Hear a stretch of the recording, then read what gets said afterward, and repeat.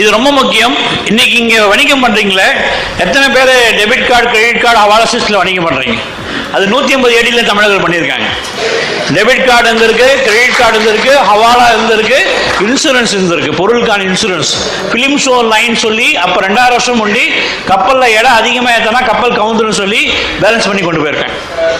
மரக்கப்பல் இது முசிறியிலேருந்து அலெக்சாண்டரியாவுக்கு போன அந்த ஒரு பதிவு இப்போ இருக்கிறது ஆஸ்திரியான்ற ஒரு நாட்டில் வியன்னான்ற மியூசியத்தில் இருக்கு. Paper manuscript.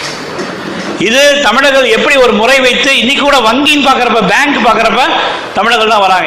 இந்தியன் பேங்க் எடுத்துக்கோங்க, கரூர் வைசியா பேங்க் எடுத்துக்கோங்க, தமிழ்நாடு மெர்கண்டல் பேங்க் எடுத்துக்கோங்க, சிட்டி யூனியன் பேங்க் எடுத்துக்கோங்க, இந்தியன் ஓவர்சீஸ் பேங்க் எடுத்துக்கோங்க. இதெல்லாம் இங்கே உருவான பேங்க் தான். இந்த வணிக முறைகள், வணிக நெறிகள், வணிக பொருள்கள் பண்டமாற்று பண்ணுறது, இதில் எல்லாம் வேப்புன்னா இதை வச்சு நாங்கள் ஒர்க் பண்ணுறோம். அலெக்சாண்டிரியாவிலிருந்து தமிழ்நாட்டு வரைக்கும் எத்தனை துறைமுகம் இருக்குன்னா 43 துறைமுகம். 43 துறைமுகத்தில் தமிழர்கள் வாழ்ந்திருக்காங்க.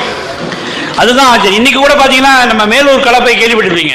மேலூர் கலப்பை இந்தியா முழுக்க கொண்டு போகிறாங்க. கொலூர் சொல்லுவாங்க, நங்குலா சொல்லுவாங்க. ஒவ்வொரு ஸ்டேட்லேயும் அவங்க பிரான்ச் இருக்கும். இது எப்படி பம்ப் செட்டுக்காக, சிஆர்ஐ பம்ப் செட்டுக்காக இந்தியா முழுக்க பிரான்ச் வச்சுருக்காங்களோ, அந்த மாதிரி தமிழர்கள் உலகம் முழுக்க புலம்பெயர்ந்தால அவங்க வியாபாரம் பண்ணக்கூடிய அத்தனை நாட்டில், தாய்லாந்து முதல் கொண்டு, பர்மா முதல் கொண்டு, மலேசியா முதல் கொண்டு, ஒவ்வொரு நாட்டிலையும் அவங்களுடைய, இப்போ நீங்கள் உங்களுடைய பனியன் பண்ணுறீங்கன்னா ஒரு நாட்டில் உங்களுடைய ஏஜென்ட் வச்சுருப்பீங்க. அந்த மாதிரி தமிழர்கள் வச்சிருந்ததுக்கான எவிடன்ஸ் தான் இது.